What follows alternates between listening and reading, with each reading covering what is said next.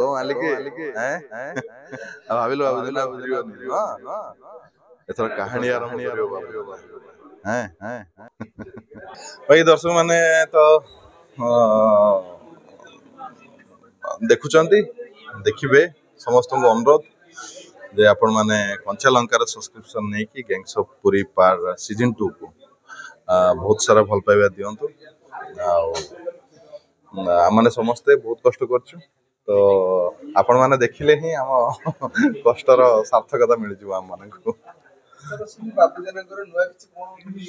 ବାବୁ ଜେନାଙ୍କର ନୂଆ ଗେଟଅପ୍ ଅଛି ନୂଆ ଲୁକ୍ ନୂଆ ପ୍ରକାରର ଅଭିନୟ 20 ବର୍ଷ ତଳର ଅଭିନୟ ଅଛି ତ ସେଇଟା ଲୋକଙ୍କୁ ନୂଆ ଲାଗିବ ନାଇଁ ନାଇଁ ସେଥିପାଇଁ ତ କହିଲି ବହୁତ ବହୁତ ଧନ୍ୟବାଦ ଦର୍ଶକ ଭଗବାନ ମାନଙ୍କୁ ଯେ ଏତେ ମାତ୍ରାରେ ବାବୁ ଜେନାକୁ ସେମାନେ ଭଲ ପାଇଛନ୍ତି ବାବୁ ଜେନା ସେମାନଙ୍କର ଗୋଟେ ଇମୋସନ ହେଇଯାଇଛି ତ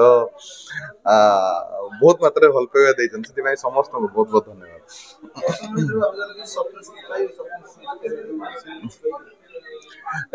ହଁ ଗୁଡାଏ ସିନ୍ ଅଛି ବହୁତ ଭାଓଲେନ୍ସ ସିନ୍ ଅଛି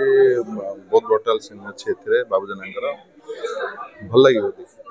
ଅଲଗା ଲାଗିବ ମଜା ଲାଗିବ ସବୁ ସବୁ ସୁଟିଂ ଟାଇମ ର ବାବୁ ଜେନାର କ୍ୟାରେକ୍ଟର ଗୋଟେ ଏଭଳିଆ କ୍ୟାରେକ୍ଟର ମୋ ପାଇଁ ଥିଲା ମାନେ ସବୁ ସବୁ ସବୁ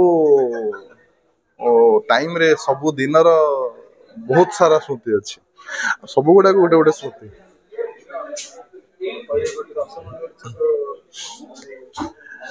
ବହୁତ ଅଛି ବହୁତ ବହୁତ ସ୍ମୃତି ଅଛି ଆମେ କେତେ କେତେ ଜାଗା ବୁଲିକି ସୁଟିଂ କରୁଛୁ ପୁରୀ ହଉ ପାରାଦୀପ ହଉ ତ ମଜା ଲାଗେ ସ୍ପେଶାଲି ଅନୁଭବ ପଟ୍ଟନାୟକ ଭାଇନାଙ୍କ ସହିତ କାମ କରିବା ପାଇଁ ବହୁତ ହି ମଜା ଲାଗେ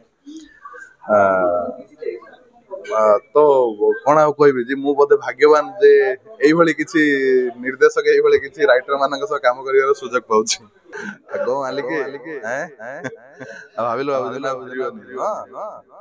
ଏଥର କାହାଣୀ ଆରମ୍ଭ କରିବ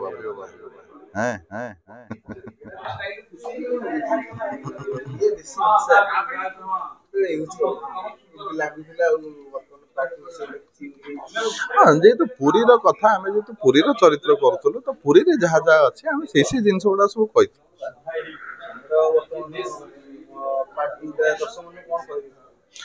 ଦର୍ଶକ ମାନଙ୍କୁ ଏତିକି କହିବି ଯେ ଆପଣ ସିଜନ 2 ଦେଖନ୍ତୁ ଗ୍ୟାଙ୍ଗସ୍ ଅଫ୍ ପୁରୀ ସିଜନ 2 ଦେଖନ୍ତୁ କଞ୍ଚା ଲଙ୍କାରେ ଆପଣ ମାନଙ୍କୁ ଭରପୁର ମନୋରଞ୍ଜନ ଦେବ ଥ୍ୟାଙ୍କ ୟୁ